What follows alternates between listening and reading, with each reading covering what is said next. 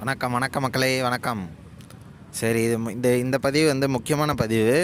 யாருக்குன்னா மெயினாக லேடிஸ்க்கு தான்.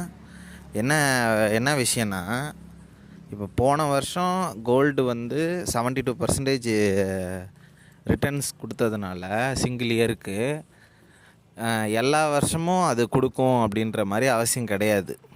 முதல்ல அதை புரிஞ்சுக்கோங்க. இப்போ வந்து கோல்டு வந்து மார்க்கெட்டில் ரொம்ப ஒலைட்டைலாக இருக்குது.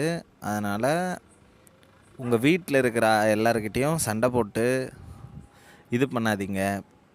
நிறைய விஷயங்கள் வந்து கோல்டு பொறுத்தளவு ஜியோ பாலிட்டிக்ஸ்னால தான் அது வந்து இந்தளவுக்கு பர்ஃபார்மன்ஸ் பண்ணியிருக்குது போன வருஷம்.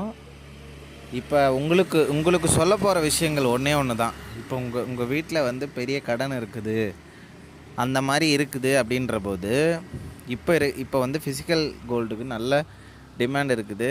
கொஞ்சம் அதாவது சப்ளையும் கம்மியாக தான் இருக்குது.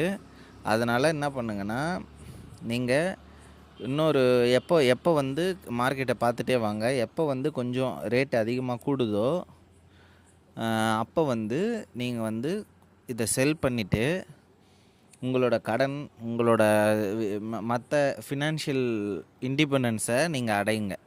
இதுதான் என்னோடய கருத்து இன்றைக்கி.